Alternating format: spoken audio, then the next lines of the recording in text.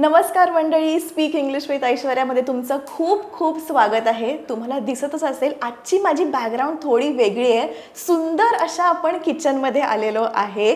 किचनची बॅकग्राऊंड बघून तुम्हाला कळलंच असेल मी कोणाकडे आली आहे. गेस करा. बघा, बऱ्याचशा रेसिपीज ती व्यक्ती आपल्याला दाखवते. लाडू असू दे, चकली असू दे, खीर असू दे, चायनीज म्हणा, अंडा करी म्हणा, खीर म्हणा, सगळ्या रेसिपीज एकदम उत्तमपणे घरोघरी पोहोचवणारी व्यक्ती म्हणजे सरिताज किचन.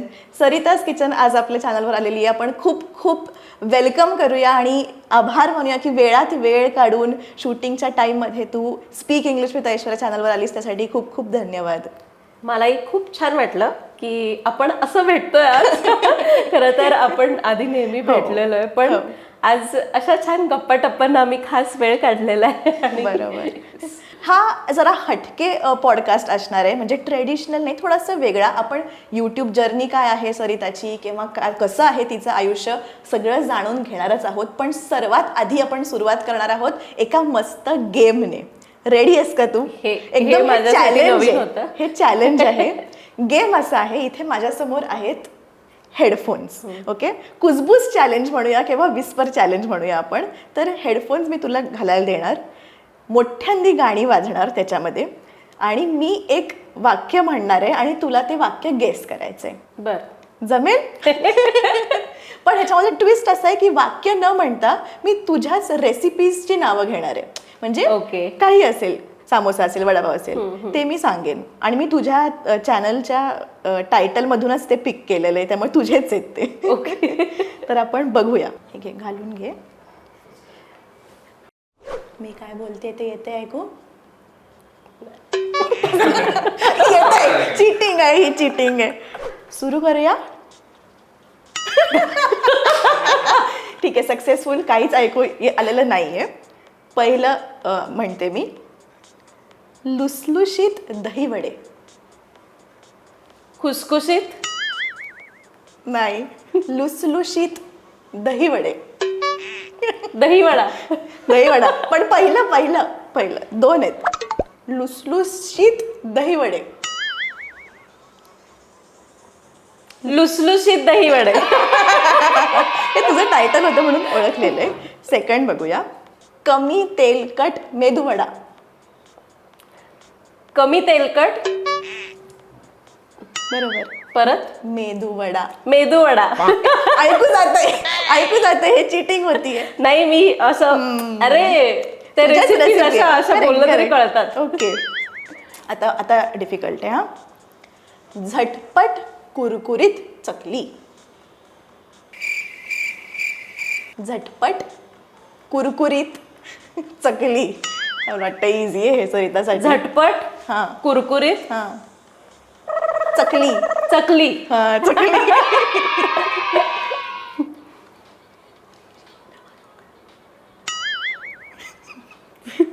सॉफ्ट स्पंजी रवा dhokla. Coffee beans.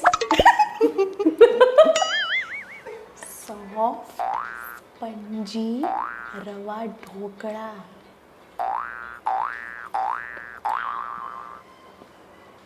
Soft soft soft. हा, स्पंजी स्पंजी. इडली. नाही. Spongy, sponge sponge sponge sponge. Dhokla. हा, सॉफ्ट सॉफ्ट स्पंजी ढोकळा. रवा ढोकळा. रवा ढोकळा. नेक्स्ट, हे जरा डिफिकल्ट वाटते मला, बघूया. दाटसर सीताफळ बासुंदी. डाळ. दाटसर ताकाची कढी. नाही, दाटसर सीताफळ बासुंदी. बासुंदी. दाटसर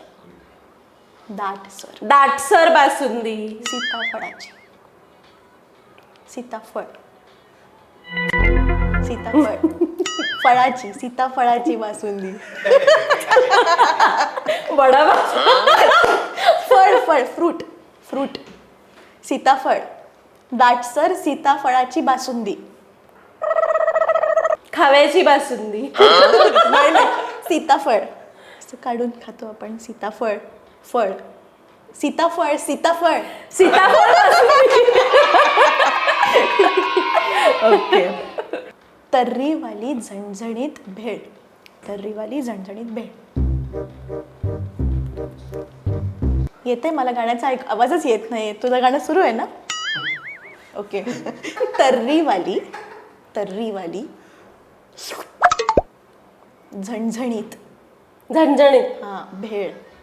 भेळ कसं दाखवू आता? काय कळत तर्री हे बघ असं. तर्री. झणझणीत तर्रीदार तर्रीवाली हा, रस्सा. तर्रीवाली झणझणीत बरोबर. तिसरा शब्द चिकन. नाही. भेळ भेळ. भेळ. भेळ. तर्रीवाली भेळ. सोया किंवा इझी आहे. वडापाव. हा. नाही नाही नाही. खुसखुशीत वडापाव. नाही. सोया किंवा पाव. सोया वडापाव. सोया बरोबर आहे. सोया किंवा पाव. सोया खिमा. पाव. सोया खिमा पाव. ओके काढू शकतेस. आई ग. खूप छान परफॉर्म केलेला आहे. ए ऑनेस्ट केलंय मी. ऑनेस्ट केलेलं आहे. ऐश्वर्यामुळे आज मी गाणी ऐकलं. होत नाही, वेळ मिळत नाही. तर असंच आपले गेम्स सुरू राहणार आहेत. आपण दुसरा गेम पण काही वेळानंतर खेळणार आहे. पण आपण सुरुवातीला विचारूया की यूट्यूबच्या जर्नीच्या आधीचं तुझं आयुष्य काय होतं आम्हाला जाणून घ्यायला आवडेल. म्हणजे यूट्यूबवर तू रोज सगळ्यांना दिसतेस, छान छान रेसिपीज दाखवतेस, पण त्याच्या आधी यूट्यूब करायच्या आधी कसं होतं आयुष्य? काय करायचीस? काय कॉलेज लाईफ किंवा जॉब लाईफ काय होती? हे बघ, मी शाळेमध्ये जायचे आणि त्यावेळी खरं तर फारसं मला काही आठवत नाही, पण अशी नॉर्मल एका मुलीची लाईफ कशी असते तशी होती. मी गावाकडे राहिलेली आहे, पंढरपूरच्या जवळ सांगोला, हे तालुकास्तरीय असं गाव आहे आमचं. आणि पण आमच्या इथं शिक्षणाची व्यवस्थित सोय असल्यामुळं म्हणजे आत्ता सुद्धा तिथं प्रॉपर तुम्हाला इंजिनिअरिंग म्हटलं तरी करता येतं अशी आत्ता सोय झालेली आहे एक 5-7 वर्षांपूर्वीपासून. आणि छान, म्हणजे शिक्षणाचं काही नाही, सगळं व्यवस्थित होतं. त्यानंतर कॉलेज लाईफमध्ये सुद्धा अगदी सगळं व्यवस्थित. फक्त व्हायचं काय की आपलं म्हणजे बघ, माझ्यासोबतची जी जनरेशन असेल त्यावेळी असं कुठलंही डिसाइडेड नसायचं प्रत्येकाचं की मला हेच करायचंय. जे समोर येईल चला हे पण असं, म्हणजे फील्ड्स माहितीच नसायचे. मग त्यावेळी मग आम्ही चला आता हे पण असतं बरं का, मग आपण इकडे ट्राय करूयात का. परत मग कोणीतरी म्हणणार नाही नाही ते असं नाही, मग हे असं असतं. म्हणजे एक गायडन्स जो आत्ता सगळीकडून मिळतोय ना मुलांना, तर तो तितका प्रॉपर नव्हता. आणि मला वाटते उलट ते छान होतं आयुष्य, कारण गायडन्स मिळाला नसताना तुम्ही स्वतः जेव्हा मार्ग शोधून पुढे चालत असताना ते तुम्हाला जास्त सक्सेसफुल करतं. पण ज्यावेळी तुमच्याकडे खूप ऑप्शन्स असतात जे आजकालच्या पिढीला कन्फ्युजन वाढवण्यासाठी खरं तर जास्त मदत करतात. ऑप्शन जास्त असतील तर आपलं कन्फ्युजन वाढतं. त्यामुळे मला वाटतं की माझं लाईफ बऱ्यापैकी सुटसुटीत होतं डिसिजन घेण्याच्या बाबतीत की मला काय करायचंय. तसंही माझं फॅमिली बॅकग्राऊंड असं नव्हतं की मला प्रॉपर गायडन्स देतील की तुला हे करायचंय तर आम्ही तुला म्हणतो की असं असं जा. कारण माझी आई खूप कमी शिकलेली, अगदी 3री, त्यामुळं घरातून तरी ते बॅकग्राऊंड मला मिळालं नाही. मला आपोआप दिसत गेलं की अरे हे पण आहे, हा पण आहे, मग आपण कुठे वळायचं हे. त्यानंतर ग्रॅज्युएशन झालं. मी ग्रॅज्युएशन मॅथ्समध्ये केलं आणि मग मी इन्फोसिसमध्ये जॉईन केलं पुण्यामध्ये आल्यानंतर. आणि पुण्यात जेव्हा मी आले ना त्यावेळी मग चॅलेंज हा होता जो प्रत्येक गावाकडच्या मुलीला येतो, तो म्हणजे की कम्युनिकेशन. कारण हा प्रत्येक वेळी सगळ्यात जास्त भीती त्याच गोष्टीची वाटते आणि मला त्यावेळी खूप वाटायची. इव्हन मला नीट हिंदी सुद्धा बोलता येत नव्हतं, कारण गावाकडे फक्त तुमची मराठी भाषा बोलली जाते, ती पण तिथल्या जो काही बाज आहे त्या भाषेचा तशा पद्धतीने. त्यामुळे खूप भीती वाटायची. मराठी जरी बोललं तरी असं वाटायचं की अरे आपलं मराठी. तसं माझ्या गावामध्ये असं तितकी वेगळी भाषा नाहीये की पुण्यात आल्यानंतर मला अगदीच अवघड गेलं, जसं की विदर्भातल्या वगैरे मुलींना येते काही जणांना. पण त्यांची भाषा खूप गोड आहे ऐकायला. प्रत्येक भाषेचा एक वेगळाच बाज असतो, ऐकायला छान वाटतं. पण कुठेतरी पुण्यात आल्यावर जरा इन्फिरियोरिटी कॉम्प्लेक्स हे होतं. अजूनही मला बऱ्याच ठिकाणी होतं, म्हणजे मराठी बोलताना नाही पण इंग्रजी बोलताना वगैरे म्हणालीस तर. आणि मग कुठेतरी एक भीती असायची, मग इंटरव्ह्यूला जाताना असं ते डोक्यामध्ये असायचं की काय होणार काय होणार. बरोबर. पण आपण शिकत जातो वेगवेगळ्या गोष्टी, तसं मी शिकत गेले. अगदी खूप छोट्या छोट्या ठिकाणी मी जॉब केलेले आहेत. लिटरली मी 2000 पगारापासून सुरुवात केली होती पुण्यात आल्यानंतर एका कॉल सेंटरमध्ये. आणि तिथं काम करताना जे काही लहान सहान एक्सपिरियन्स आले, जे काही लोक भेटली मला, त्यातून जे काही मला शिकायला मिळालं ना, तो एक्सपिरियन्स मला इन्फोसिस मधल्या जॉबसाठी खूप कामी आला. कारण पुण्यात आल्यानंतर मला कम्युनिकेशनची खूप भीती वाटायची, कम्युनिकेट करताना इतरांसोबत. त्यावेळी मग तिथं जे काही शिकायला मिळालं, 3च महिने मी तिथं जॉब केला असेल, त्याच बेसिसवर खरं तर मी इन्फोसिसमध्ये इंटरव्ह्यू क्रॅक करू शकले. कारण तिथे ते कॉल सेंटर होतं आणि आम्हाला सांगितलं गेलं होतं की तुम्हाला 3ही भाषेमध्ये कॉल्स येणार. आणि मला भीती वाटायची आणि इंग्लिशमध्ये कॉल आला की वाटायचं आता काय करू. पण तोडकं मोडकं का होईना बोलायचे मी. आणि समोरच्याला कळायचं की अरे नाही, हिला येत नाही, आपणच मराठीत बोलू. लिटरली हे झालेलं आहे माझ्यासोबत. पण कळत गेलं की आता आपल्याला भाषेवर काम केलं पाहिजे. आणि हळूहळू वाचन वाढवलं. बरोबर. माझा ऍक्च्युली दुसरा प्रश्न हाच होता की म्हणजे इंग्लिशमुळे कधी काही असं फायदा झालाय करिअर वाईज, असं झालंय का? म्हणजे तू म्हटली तर तुला प्रॅक्टिस करावीच लागली कॉल सेंटरमध्ये इंग्लिश बोलायची, पण म्हणजे तू डायरेक्ट इन्फोसिसचा इंटरव्ह्यू कसा क्रॅक केला आणि इंग्लिशमुळे तुझ्या लाईफमध्ये किंवा रादर करिअरमध्ये असं काही तुला जाणवलं का की हो आज मला थोडंफार इंग्लिश येत होतं म्हणून मी इंटरव्ह्यू क्रॅक करू शकले आणि म्हणून मला फायदा झाला? हो, कारण कसं आहे ना, गावाकडे बघायला गेलं ना तर संपूर्ण शिक्षण मराठीतून होतं. 5वी पासून तुम्हाला ABCD शिकवायला सुरुवात केली जाते. म्हणजे आता नाही आहे तसं, पण पूर्वी असंच होतं की 4थी पर्यंत तर तुम्हाला पूर्ण मराठीमधूनच शिक्षण आणि 5वी पासून तुम्हाला ABCDची ओळख होते. मग तिथून पुढे मग तुमचं ते ग्रामर वगैरे 10वी पर्यंत तरी मला नाही वाटत तितकं ते कव्हर केलं जातं इंग्लिशमध्ये. फक्त इंग्लिश हाच विषय इंग्लिशमध्ये शिकवतात, बाकी सगळं मराठीतून. आणि मग कॉलेजमध्ये गेल्यानंतर मी सायन्स साईडला असल्यामुळे थोडं तरी इंग्लिश माझ्या वापरामध्ये यायला लागलं. त्यामुळं बऱ्यापैकी म्हणजे चला म्हणजे भाषेला ऐकण्याची सवय होती, जरी कोणी बोलत नसलं. कारण गावाकडे शिक्षक सुद्धा मराठीमधूनच ते शिकवतात, पण तुमच्या टेक्स्टबुक मध्ये ते इंग्लिशमध्ये असतं. तुम्हाला परीक्षा सुद्धा इंग्लिशमधूनच द्यायची असते. तो कुठेतरी खूप मोठा चॅलेंज असतो गावाकडच्या मुलामुलींना किंवा मराठी मीडियम मध्ये शिकलेल्या मुलामुलींना. जे काही अंडरस्टँडिंग असतं आपापल्या भाषेमधलं ते खूप चांगलं असतं. तिथं मराठी मीडियमची मुलं खरं तर खूप हुशार असतात, फक्त कम्युनिकेशनमुळं थोडीशी मागे पडतात. आणि मला हा अनुभव पुण्यात आल्यानंतर आला. पहिल्यांदा मी तिथे जॉईन केलं आणि मग कॉल्स आले की असं भीती वाटायची. मग मी शेजारच्यांना म्हणायचे की प्लीज हा कॉल घ्याल का तुम्ही, कारण मला काहीच कळायचं पण उत्तर देताना समजायचं नाही. हळूहळू हिंदी तर सुधारत गेलं, कारण ते बऱ्यापैकी आपल्या मराठीला सिमिलर आहे. पण इंग्रजी बोलताना फार भीती वाटायची. मग हळूहळू माहिती पण नव्हतं की काय करायचं असतं. ते पूर्वी क्लासेस वगैरे चालायचे, पण ते कुठं कसे, शक्यतो पुणे आणि मुंबई सारख्या शहरांमध्येच असे क्लासेस असायचे त्यावेळी. आणि मग भीती वाटायची की काय करू, कसं करू, आता काय. मी इंग्लिशचा क्लास सुद्धा जॉईन केला होता, पण तुम्हाला शिकवणारा कसा आहे याच्यावर शेवटी आहे सगळं. आणि मग हळूहळू मी वाचन खूप वाढवलं इंग्लिशमध्ये. परत न्यूजपेपर वाचायला सुरुवात केली.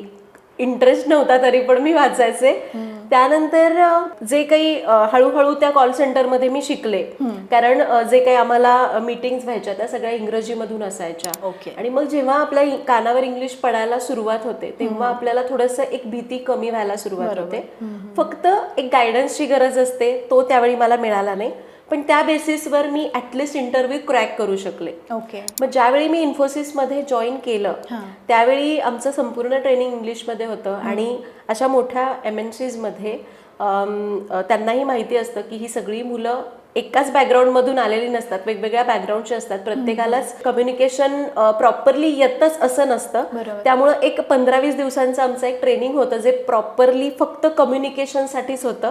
कारण मी इन्फोसिसमध्ये BPO मध्ये जॉईन झाले होते आणि BPO मध्ये कम्युनिकेशन हे खूप इम्पॉर्टंट आहे, त्याला प्रायोरिटी दिल्या जातात. म्हणजे BPO मध्ये तुम्ही व्हॉइस प्रोसेसमध्ये असाल किंवा नॉन व्हॉइस प्रोसेसमध्ये असाल, तुम्हाला इंग्रजी आलंच पाहिजे, कम्युनिकेशन करता आलं पाहिजे, कारण तुम्हाला कधी कधी कॉल सुद्धा हँडल करावे लागतात, ते सुद्धा नॉन इंडियन्स लोकांची.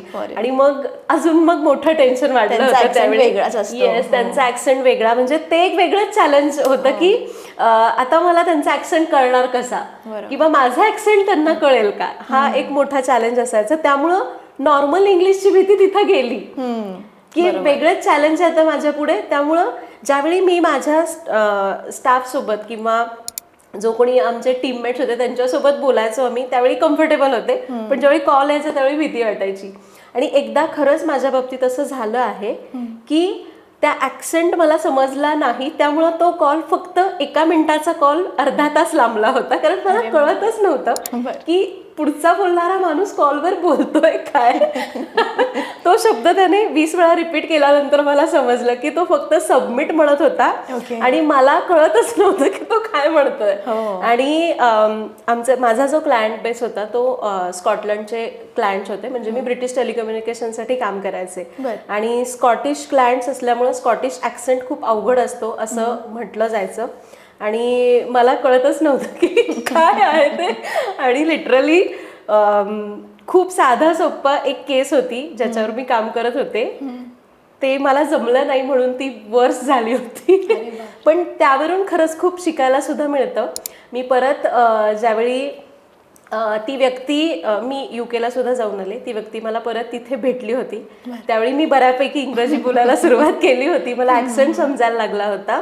तर त्यावेळी मी त्या व्यक्तीशी हा टॉपिक डिस्कस सुद्धा केला, आणि त्यांनी मला त्यावेळी सॉरी म्हणाले, कारण ते म्हणे की तुम्ही ती केस छान हँडल केली, फक्त कम्युनिकेशनमुळं हा प्रॉब्लेम झाला, आणि त्यात माझी पण चूक आहे, कारण मी बोलताना तुम्हाला समजेल अशा भाषेमध्ये बोलायला हवं होतं.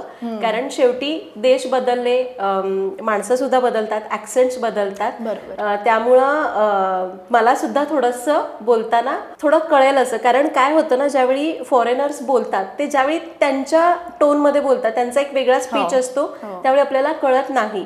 पण ज्यावेळी ते आपल्यासाठी स्लो बोलतात, मला वाटतं की हे, कारण ज्यावेळी आपण स्वतःशी बोलत असतो एकमेकांशी पण खूप फास्ट बोलतो आपल्या लोकांशी, पण ज्यावेळी आपल्याला कोणाला समजावून सांगायचं असतं त्यावेळी एक टोन आपला थोडासा वेगळा असतो. बरोबर. तसं काहीसं झालं होतं. त्याने ते मान्य केलं की माझी सुद्धा चूक होती, आणि हळूहळू खरं तर मी शिकत गेले. माझे मॅनेजर होते, आणि मला एक गोष्ट होतं की मी नेहमी रोज हाच विचार करायचे की कम्युनिकेशन माझ्या आयुष्यात किती महत्वाचं आहे, आणि मला ते आलंच पाहिजे. कारण मला जर बघ, इंग्रजी येत नाही म्हणून कधी लाज नाही वाटली पाहिजे, कारण ते कुठलंही नॉलेज नाहीये, ती एक भाषा आहे. जशी आपल्याला आपली मातृभाषा शिकू शकतो आपण लहानपणापासून, कळत नाही, जशी इतर भाषा शिकू शकतो तसंच इंग्रजी भाषा सुद्धा शिकू शकतो. मोड ऑफ कम्युनिकेशन आहे फक्त, कायम सांगत. त्यामुळे मला वाटतं की इंग्रजी येत नाही म्हणून घाबरून न जाता ती शिकता कशी येईल याच्यावर आपण विचार करायला पाहिजे. आणि याच्यावर आपण वेगवेगळ्या खूप गोष्टी आहेत, जसं की वाचन वाढवलं पाहिजे, त्याच्यासोबतच गायडन्स सुद्धा प्रॉपर पाहिजे, जे मला वाटतं की तू खूप छान प्रकारे करतेस. मी तुझा चॅनल 3 वर्षांपूर्वी बघितला, आणि मी तुला तेव्हापासून फॉलो करतेय, आणि मला इतका आवडला, कारण मराठीमधून इंग्रजी.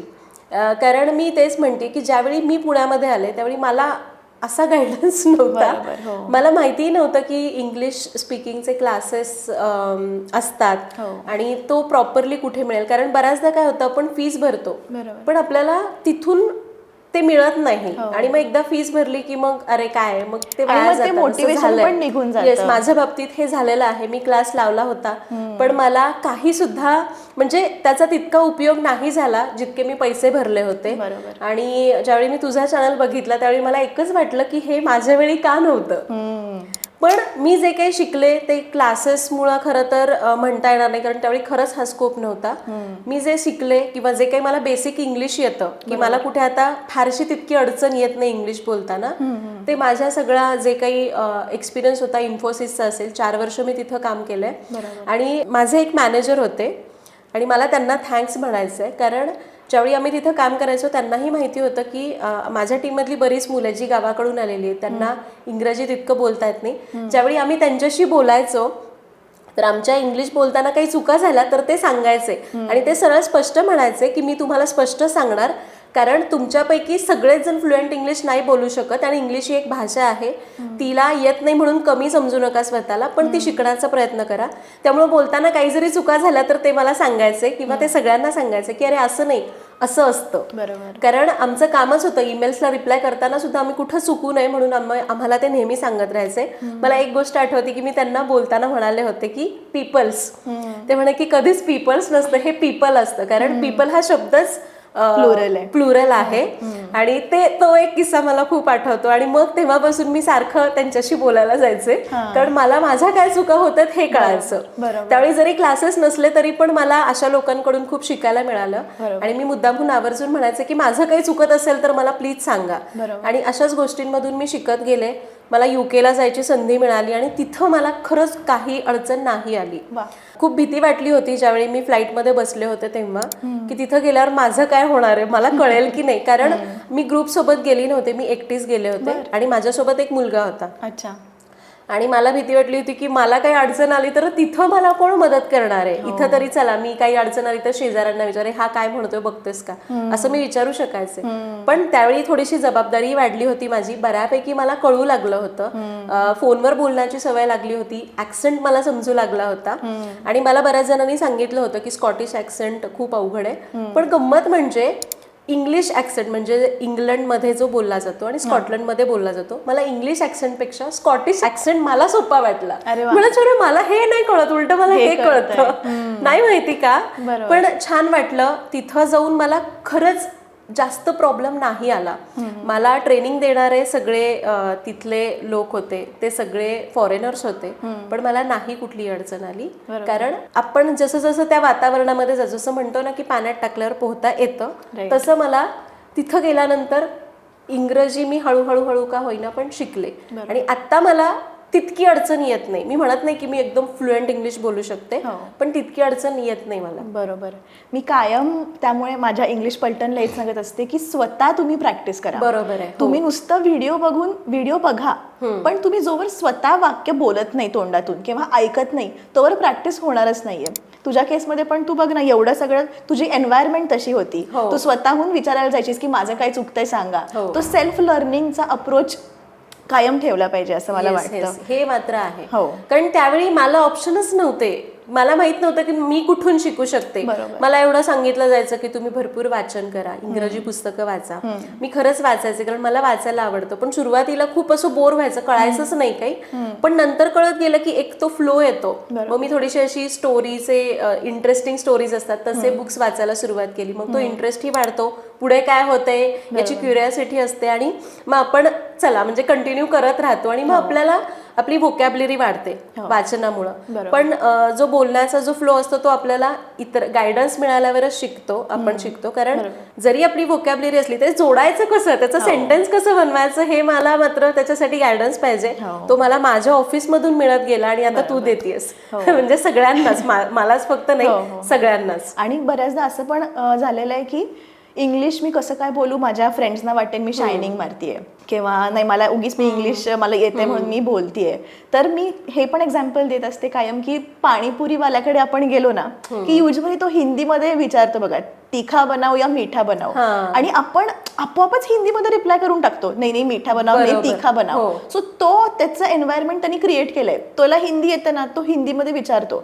तसं माझं म्हणणं आहे की तुम्हाला इंग्लिश जर शिकायचं आहे तुम्ही तुमच्या आजूबाजूला वातावरण क्रिएट करा, इंग्लिशमध्ये तुम्ही बोला, मग समोरच्या व्यक्ती आपोआप इंग्लिशमध्ये रिप्लाय करेल. घाबरू नका की काय होईल मी इंग्लिश बोललं तर तो मला हसेल का किंवा मी एक्स्ट्राच जरा करते असं वाटेल का, असं न करता तुम्ही तुमच्या अवतीभोवती वातावरण करा असं मी कायम सांगत असते. तुमच्याकडे लाईव्ह एक्झाम्पल आहे, सरिता एका गावाकडून येऊन इन्फोसिसमध्ये काम तिने केलेलं आहे. आणि आता coming to my next question की इतकं सगळं यूट्यूबचा जो खटाटोप तू मॅनेज करते आणि तुला 2 मुलं पण आहेत, आय कॅन कम्प्लिटली रिलेट की माझी पण एक 2 year old डॉटर आहे. इतकं डिफिकल्ट असतं घर मॅनेज करणं, त्यांचं सगळा डबा, स्कूल, अभ्यास, त्यांची रिव्हिजन घेणं आणि प्लस हे तू एवढं सगळं यूट्यूबचं मॅनेज करतेस, इतक्या स्मूथली तू कसं काय ऑपरेट करतेस, म्हणजे काय सिक्रेट काय आहे?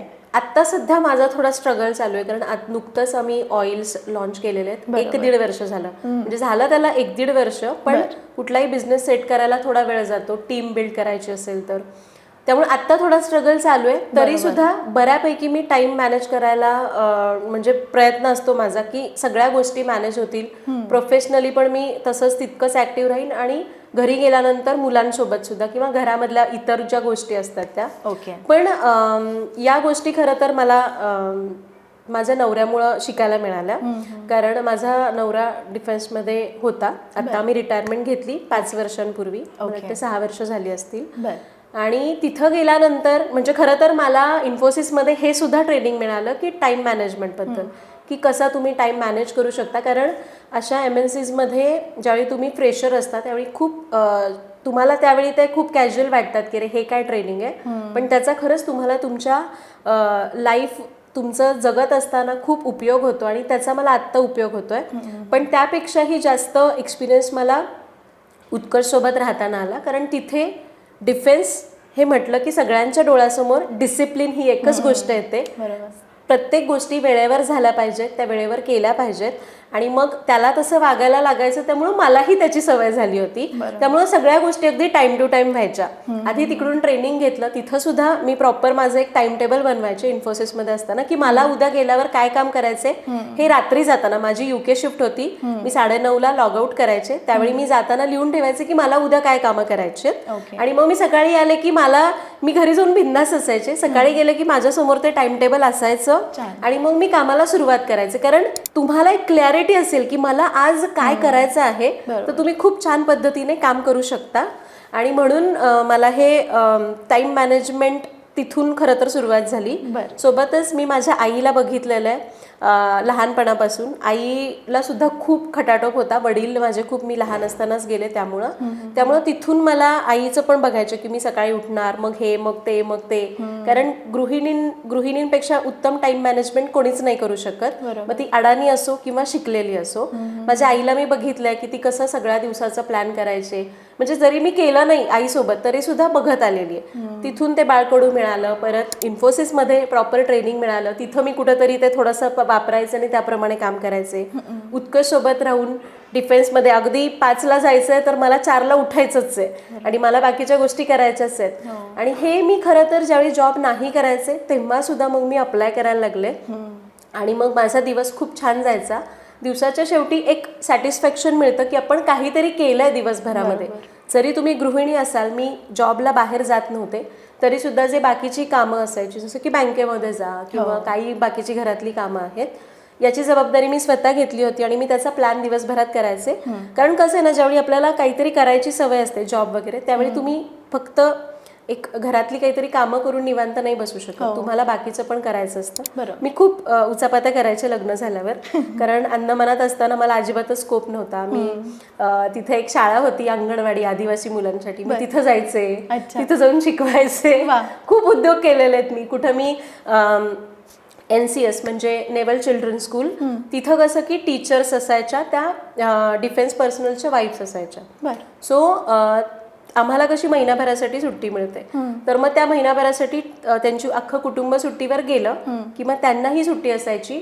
मग तिथं फक्त 1 महिन्यासाठी म्हणून मी टीचिंगला जाणार. मी तिथं असंच स्वतःचं नाव देऊन यायचे की असं असेल तर मला बोलवा, आणि मी जायचे. कारण मी टीचिंगचा कोर्स सुद्धा केला होता, मला आवडतं टीचर होणं. हे माझं तू छानपणे आम्हाला रेसिपीज शिकवतेस, ते कुठेतरी आहे तुझ्यामध्ये. हो, आणि मी तिथं जायचे. म्हणजे मग मी काही ना काहीतरी करत राहिलेली, असं नाही की जॉब नाही म्हणून फक्त बसले. आणि म्हणून मग ज्यावेळी पुण्यात आले त्यावेळी मला हे खूप सोपं गेलं. युट्यूब चॅनल स्टार्ट केल्यानंतर बाकीच्या सगळ्या गोष्टी सुरू. तू आता युट्यूबचे पण तुझं असं तू टाइम टेबल बनवतेस का प्रॉपर, असं की काय करायचं? मग तेच म्हणते की मला दिवसाच्या अखेरीस मी एक लिस्ट करते की मला उद्या काय करायचंय, आणि मग मला शांत झोप लागते की म्हणजे उद्या टेन्शन नाही. चला उद्या मी हे असं प्लॅन केलं आणि ते या वेळेस होणार आहे हे मला माहिती असतं. त्यामुळे मी प्रॉपर प्लॅन करते त्याचा. आणि माझं सगळ्यात मोठं शस्त्र वही आणि पेन. अजूनही म्हटलं तरी लॅपटॉप पेक्षा मला वही पेनवर जास्त विश्वास आहे. मी त्याच्यावर अशी लिस्ट करते, दुसऱ्या दिवशी टिक करायचं. इथं आता ही जी भिंत दिसतीये, आमचा जो व्हिडिओ फ्लो असतो तो मी लिहून काढलेला असतो आदल्या दिवशी. आणि मग चला हे करायचंय ते करायचंय. मग तो व्हिडिओग्राफर आहे, त्यालाही आयडिया आलेली असते आणि मग तो त्याप्रमाणे म्हणतो अरे ताई आपलं हे विसरलंय, मग आपण हे करून घेऊ. मग आम्ही त्याला टिक करत जातो आणि आम्हाला छान वाटतं ज्यावेळी सगळ्या टिक्स अशा कम्प्लीट झालेल्या असतात किंवा ऍटलिस्ट 80% टिक्स कम्प्लीट झालेल्या असतात, तरी वाटतं की चला सॅटिस्फॅक्शन मिळतं की आपण जे ठरवलं होतं ते केलेलं आहे. आता उद्या परत नव्याने सुरुवात करू. कारण दिसतं तितकं सोपं नाही. तुला सगळ्या रेसिपीमध्ये काय काय इन्ग्रेडियंट्स लागणार आहेत ते पण आहेत की नाही त्याची पण एक वेगळी लिस्ट वगैरे करावी लागत असेल. शिवाय जे रेसिपीज ज्यावेळी शूट होत असतात त्यावेळी एखादा कॉल असेल, ब्रँड सोबत ईमेल करायचा आहे किंवा अचानकच काही रिक्वायरमेंट आली तर त्यांच्यासोबत, मग त्यामुळे मग अगदीच प्लॅन केलाय तो अगदीच तसाच होत नाही, पण समाधान वाटतं की आपण जे ठरवलंय त्यापैकी ऍटलीस्ट 70-80% आपलं काम झालेलं आहे. हो. माझा पुढचा प्रश्न असा होता, जसं तू आता ब्रँड्सचा उल्लेख केलास की आता यूट्यूब करताना सुद्धा तुला असं वाटते का की हो मला इंग्लिश येत आहे त्यामुळे आज थोडंसं चांगलं आहे, कारण का ब्रँड सोबत बोलताना किंवा ईमेल करताना आपण ईमेल तर मराठीत नाही करत, सो ते तुला वाटतं का की कुठेतरी तुला एक अपर ॲडव्हान्टेज आहे की इंग्लिश येत आहे बाबा? आहे, नक्कीच आहे. कारण बऱ्याचदा काय होतं, मला जर येतच नसतं, मला कळतंय की मला ब्रँडनी एखादा ईमेल केला आणि तो पूर्णपणे इंग्रजीमध्ये आहे, मला समजतंय पण मला रिप्लायच करता येत नाहीये त्यांना, तर डेफिनेटली मी म्हणणार की जाऊ दे, चुकलं तर उगाच आपली इमेज नको खराब व्हायला, असं मी विचार करणार. कारण मी त्या बॅकग्राऊंड मधून आली आणि त्यावेळी मी तसा विचार करायचे. पण आता मला इंग्रजी व्यवस्थित येतं, त्यामुळे मी खूप कॉन्फिडेंटली, माझ्या हातात फोन असेल आणि मला तिथंच रिप्लाय आला तर अगदी चटचट मी त्यांना रिप्लाय करू शकते. इतकी मी कॉन्फिडंट झालेली आहे इंग्रजीच्या बाबतीमध्ये. आणि त्यामुळे मला ब्रँड्स हँडल करताना सुद्धा खूप फायदा होतो त्याचा. अगदी सगळेच ब्रँड्स तुम्हाला इंग्रजीमधून नाही बोलत, म्हणजे जरी ईमेल इंग्रजीमधून असला तरी कम्युनिकेशन हिंदीमधून सुद्धा होऊ शकतं. म्हणजे किंवा कधी कधी मिक्स होतं, हिंदी आणि इंग्लिश मिक्स, मग त्यावेळी कुठेच तुम्हाला अडचण येत नाही. त्यामुळे मला ब्रँड सोबत डील करताना खरंच खूप सोपं जातं, कारण मला इंग्रजी येतं. जर येतच नसेल तर मग थोडंसं अवघड जातं, कारण तुम्ही मग कुठेतरी घाबरता, मी बोलू कसं, मी ब्रँडला म्हणू कसं की अरे मला हे सांगायचंय त्यांना, आम्ही असं, मग आपण कुठेतरी कॉम्प्रोमाइज करतो, जाऊ दे तिकडं, मग तेच करूयात, असं होतं. आणि असं माझ्या बाबतीत आधी सुद्धा झालेलं आहे, ब्रँडच्या बाबतीत नाही पण इतर बाबतीत. बरोबर. थोडंसं तुम्हाला वाटत असेल जरा सिरियस टॉक होत आहे, तर मध्ये आपण आता जरा एक छान अजून एक गेम घेऊया. दुसऱ्या गेमसाठी रेडी आहे का? तुझा गेम भन्नाट. दुसरा गेम असा आहे की मी इंग्लिशमध्ये गाणं तुला सांगणार, ते गाणं हिंदी किंवा मराठीमध्ये असेल, त्याचे लिरिक्स जे बोल आहेत ते मी इंग्लिशमध्ये ट्रान्सलेट केले. तुला ते ॲक्च्युअलमध्ये काय गाणं आहे ते ओळखायचंय. बरं, आपण ट्राय करू. ओके, पहिलं आहे, मला हसू येते. After stealing my heart fair maiden has left, blowing away my sleep, where has she left, I have gone mad. चुरा के दिल मेरा. फारच लवकर ओळखलं, स्टीलिंग माय हार्ट, तेव्हाच मला कळलं. Next song. Did what I shouldn't have, I also went somewhere and died, and good cuff chutney very nice, I went very crazy, oh I went very crazy. हे काय, परत एकदा म्हणशील का? Did what I shouldn't have, I also went somewhere and died, and good cuff chutney very nice, and I went very crazy, oh I went very crazy. जुनं आहे, नवीन आहे, नाही कसं आहे? जुनं नाहीये. काय आहे हे? आय वेंट व्हेरी क्रेझी, मैं पागल हो गया. आय वेंट व्हेरी क्रेझीचं डिकोड केलं तर कदाचित तुला गाणं समजू शकेल. अँड डाईड पण एक आहे, तुला थोडंसं रिलेट. मर जावा मिट जावा असं काही आहे का? मी सांगते. जो ना करना था कर गई, मैं भी कित जाके मर गई. अच्छी खासी चटनी चंगी घनी बावरी हो गई, मैं घनी बावरी हो गई. बापरे, केवढं मिनिंग आहे त्या गाण्याचं इंग्लिशमध्ये. Okay, third is this youth is crazy, yes my queen, stop my queen, just turn around and look. कविता आहे का लहान मुलांची? नाही नाही नाही, परत म्हण. This youth is crazy, yes my queen, stop my queen, just turn around and look. मुडके देख थांबा.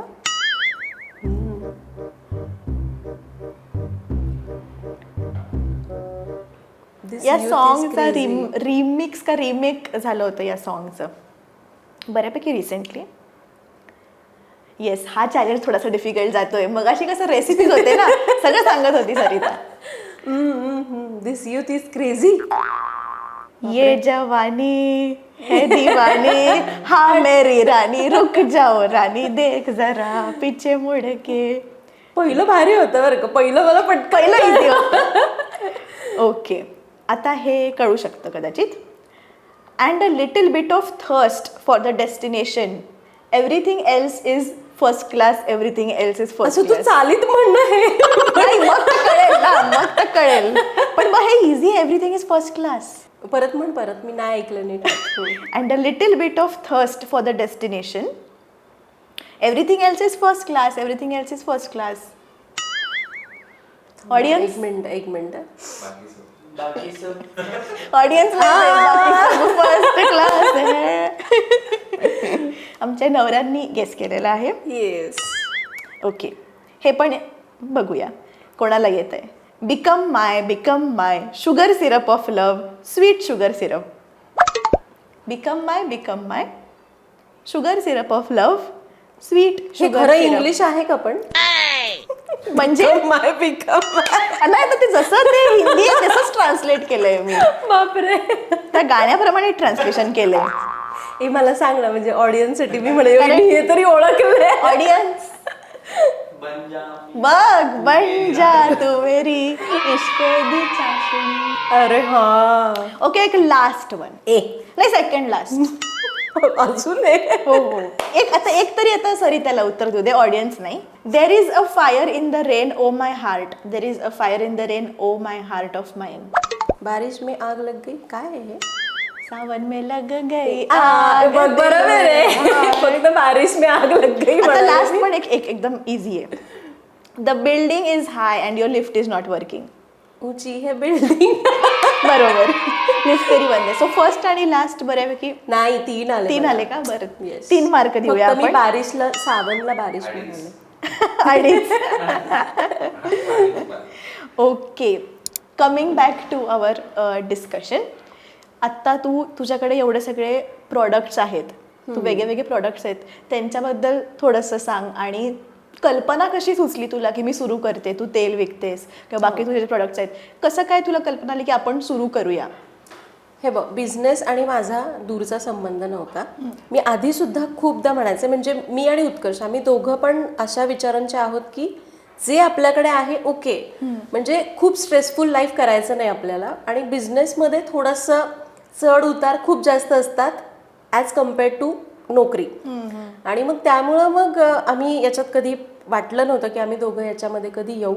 पण मी तुला आधी म्हटलं होतं की मी 4 वर्ष अंदमानमध्ये राहायचे आणि मी हे बऱ्याच ठिकाणी मेन्शन पण केलेलं आहे. तिथलं जे क्लायमॅट होतं ते पोल्युशन फ्री होतं, वेगळंच क्लायमॅट होतं. आणि ज्यावेळी आम्ही रिटायरमेंट नंतर पुण्यात आलो त्यावेळी मला इथलं वातावरण अजिबात सूट होत नव्हतं. मला खूप हेल्थ इश्यूज सुरू होते आणि जवळपास वर्षभर माझी सिच्युएशन अशी होती, 1 ते 2 वर्ष दर महिन्याला मी आजारी पडायचे.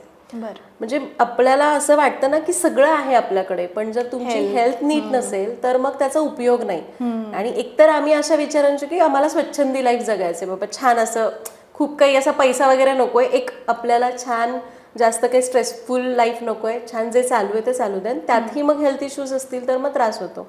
त्यात पण मी युट्यूब चालू केलं होतं, मला छान ग्रोथ मिळायला लागली होती आणि मग त्या हेल्थ इश्यूजचा कुठेतरी परिणाम व्हायचा. पण मी तसंच करायचे, कारण मला वाटत होतं की मला हे काम आवडते तर मी करणार. मग एकदा मला कुठून तरी ते आपली जी ऑथेंटिक कोल्ड प्रेस ऑइल्सबद्दल एक रेमेडी समजली. मला त्याचा इतका उपयोग झाला की जे 2 वर्ष मी ज्याच्यासाठी चाललं होतं ना माझा स्ट्रगल हेल्थसाठी, तर तो माझा 15 दिवसामध्ये पूर्ण बंद झाला. मिरॅकल म्हणतो आपण तसं. आणि मग मी इतकी आता व्यवस्थित आहे की 2-2 वर्ष मी आजारी पडत नाही. अगदी साधं सोपं छोटं मोठं होतं, पण असं खूप मेजर असं काही नाही जे मला आधी झालं होतं. म्हणजे खूप त्रास व्हायचा मला त्या गोष्टीचा. आणि त्यामुळं मग मी म्हटलं की चला आता आपण वापरायला सुरुवात करू. म्हणजे माझ्या फॅमिलीला पण त्याचे बेनिफिट्स मिळाले. कारण एक आपल्याला आणि ते व्हिजिबली मला दिसत होते माझ्या मुलावर त्याचा काय किती चांगला परिणाम होतोय ते. आणि मग त्यामुळं मग मी ते स्वतः वापरायला सुरुवात केली. 1-1.5 वर्ष मी वापरलं. मला स्वतःला व्हिजिबली डिफरन्स वाटला माझ्या फॅमिलीच्या हेल्थमध्ये. आणि म्हणून मग मी एक व्हिडिओ केला त्याच्यावर की हे आपल्यासाठी किती बेनिफिशियल आहे. आपल्या ज्या ट्रेडिशनल गोष्टी आहेत, मग ऑइल्स असतील किंवा आपले जे पारंपरिक पदार्थ असतील, हे खरंच खूप आपल्यासाठीच बनवलेले आहेत. आपण त्याचा वापर करायला पाहिजे, पण आपण ते विसरत चाललोय. आणि म्हणून मी एक व्हिडिओ केला की ही ऑइल्स आपल्यासाठी किती उपयोगी आहेत, आपण ती वापरली पाहिजेत. पण बऱ्याच जणांच्या कमेंट्स आल्या की आता कोण करतं हे, आता कुठं लाकडी घाणे उरलेले आहेत, आमच्या इकडं मिळतच नाही, आणि जरी मिळतं तरी आम्हाला खात्री नाहीये की ते किती शुद्ध आहे.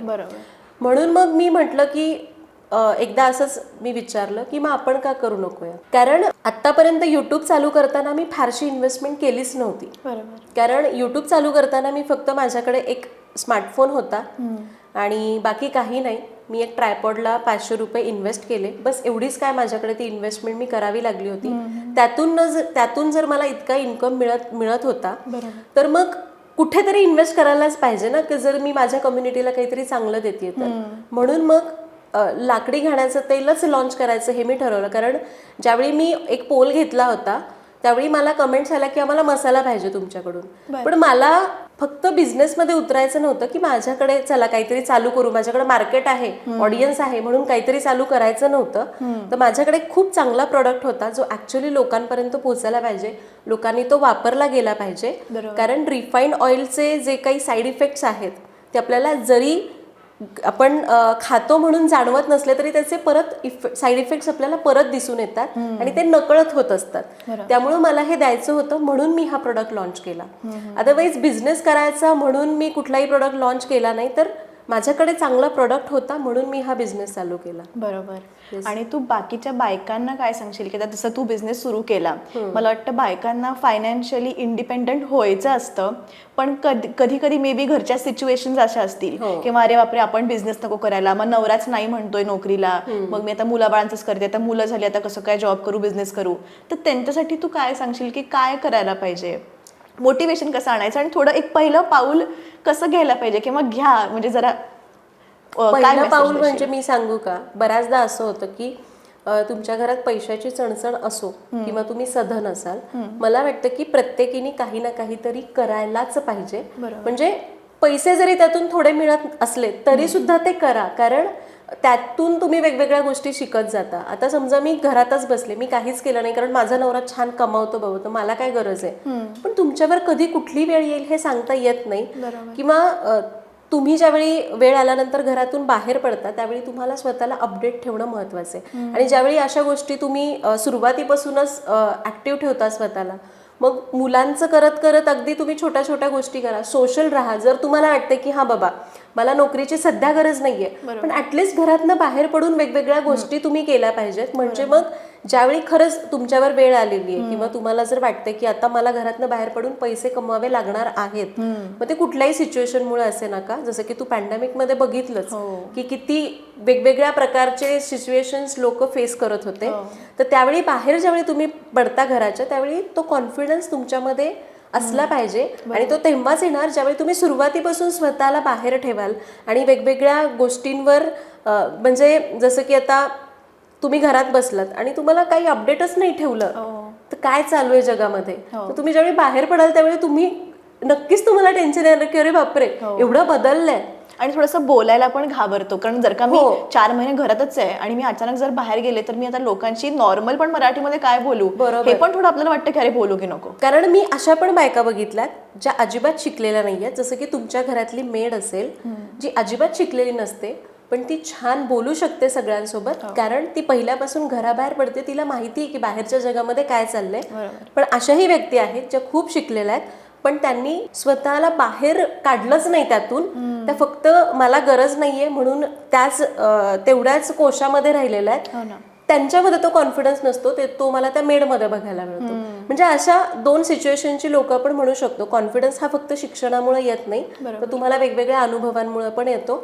त्यामुळे बाहेर पडा ज्यावेळी तुम्हाला जर वाटतं की मला काहीतरी करायचं आहे ना, त्यावेळी तुम्ही घाबरणार नाही. बरोबर. सरितानी इतके छान सगळे टिप्स दिलेत, म्हणजे इंग्लिश असू दे, रेसिपीज असू दे, बिझनेस कसा करायचा, इंडिपेंडेंट कसं राहायचं, इतक्या वेगळ्या वेगळ्या गोष्टी आज ऐकायला मिळाल्या. सरिता, तू चॅनलवर आली, स्पीक इंग्लिश विथ ऐश्वर्या, तुझे थॉट्स शेअर केले, सगळ्यांना मोटिवेट केलं, त्यासाठी खूप खूप थँक्यू. तुला कसं वाटलं फर्स्ट टाइम सेवावर येऊन? मला खूप छान वाटलं, कारण खरं तर आपली ओळख झाली तेव्हाच मला खूप छान वाटलं, कारण मी तुला 3 वर्षांपासून फॉलो करते आणि ज्या गोष्टीला मी पुण्यात आल्यानंतर घाबरायचे, कम्युनिकेशन, ते तुझ्याकडे बघितल्यावर मला खरंच खूप मनापासून वाटलं होतं की अरे हे माझ्या वेळी का नव्हतं. आणि आता आपण प्रत्यक्ष बोलतोय, आम्ही छान मैत्रिणी पण आहोत, आम्ही मस्त गप्पाही मारतो आधेमध्ये. आता जरी कॅमेरा समोर असला तरी आम्ही ऑफलाईन पण छान केमिस्ट्री आहे. आणि मला फक्त तुला एक विचारायचं आहे, बघ आता आपला जरी हा व्हिडिओ तुझ्या चॅनलवर जात असला तरी सुद्धा माझा ऑडियन्स सुद्धा हा व्हिडिओ बघणार आहे, कारण मी शेअर करणार आहे त्यांच्यासोबत. बरोबर. मला फक्त तुला विचारायचं की मला बघ, माझा ऑडियन्स हा जास्तीत जास्त होम मेकर्सचा आहे, किंवा बऱ्याच गृहिणी महिला मला बघतात, कारण आपल्या भारतामध्ये अजूनही घरातलं काम 90% घरांमध्ये काम महिलाच बघतात, सगळं घरातलं काम. त्यामुळे फॉलो करणाऱ्या महिला वर्ग जास्त आहे. आणि मला त्यांच्या कमेंट्समधून त्यांचे बरेच ईमेल्स येत असतात, आणि ते मराठीतून लिहिलेले असतात किंवा इंग्रजीमधून सुद्धा असतात, पण ते तितकं प्रॉपर नसतं. त्यांच्यामधून मला एकच कळलंय की त्यांना सुद्धा बरंच काही करायचं आहे, पण कुठे कम्युनिकेशनमध्ये त्या मागे पडतात किंवा त्यामुळं त्यांना भीती वाटते. मग मराठी कम्युनिकेशन असो किंवा इंग्रजी असो, तर मला तू सांग की तुझ्याकडून त्यांना काय सांगशील? ओके. सो जर तुम्हाला इंग्लिश शिकायचं आहे तर मी ॲक्च्युली हे 3 कॅटेगरीमध्ये डिवाइड केलेलं आहे. पहिलं म्हणजे तुम्हाला अगदी मोफत तुम्ही शिकू शकता. स्पीक इंग्लिश विथ ऐश्वर्या माझं यूट्यूब चॅनल आहे. तुम्ही कुठले पण व्हिडिओ तिथे सर्च करून फ्री ऑफ कॉस्ट शिकू शकता, जर तुम्हाला वाटतंय you are not ready to spend money आत्ता.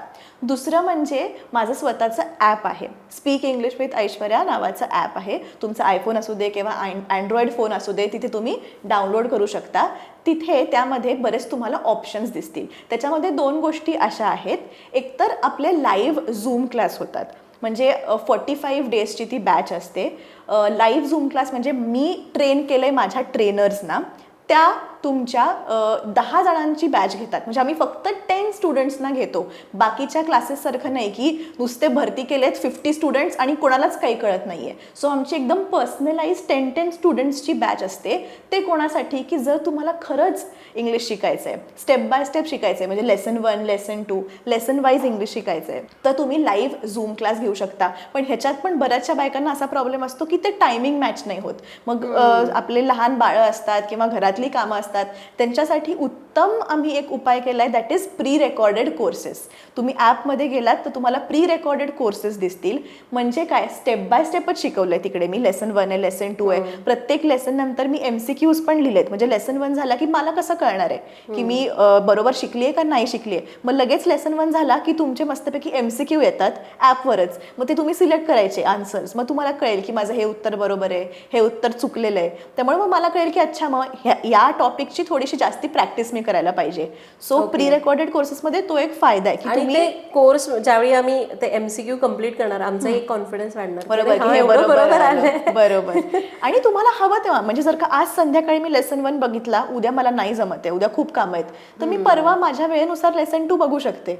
सो ते प्री रेकॉर्डेड कोर्सेसची ती मजा आहे की तुम्हाला तुमच्या, आणि ते आम्ही खूपच कमी प्राईसमध्ये ठेवलेत. मी म्हणेन लाईव्ह झूम क्लास एक वेळ थोडंसं हाय रेंजमध्ये, कारण का 10 स्टुडंट्स आणि एक टीचर तुम्हाला आहे फॉर एव्हर तिकडे. त्यापेक्षा जर तुम्हाला थोडासा बजेटचा पण इश्यू असतो लोकांचा, तर प्री रेकॉर्डेड कोर्सेस हा एक उत्तम मार्ग आहे, जिकडे तुम्ही step by step lesson wise इंग्रजी शिकू शकता, अगदी सोप्या भाषेतून, मराठीमधून. छान. मी तर करतेच तुला फॉलो, तुम्ही पण करा. आणि माझ्या प्रेक्षकांना सुद्धा सरिताज किचनला तुम्ही फॉलो करतच असाल, पण अजूनही नसेल केलं तर नक्की फॉलो करा. मी तिचे जे काही प्रोडक्ट्स आहेत त्याच्या सगळ्यांच्या ज्या लिंक्स आहेत खाली डिस्क्रिप्शनमध्ये देणार आहे, त्यामुळे ते सगळं चेक करा. आणि थँक्यू सो मच चॅनलवर आल्याबद्दल. मलाही खूप छान वाटलं. आम्ही अशा गप्पा मारतो, आज तुझ्या ऑडियन्स सोबत सुद्धा छान काही. आमचा आजचा ऍक्च्युअल ऑडियन्स सरिताचा नवरा इथे बसलाय, माझा नवरा मागे बसलाय. आमचा आत्ताचा ऑडियन्स आमचे नवरे आहेत, पण तुम्ही सुद्धा आहात. खूप खूप थँक्यू इथपर्यंत व्हिडिओ बघितल्याबद्दल. भेटूया पुढच्या व्हिडिओमध्ये. तोपर्यंत keep practicing English and take care.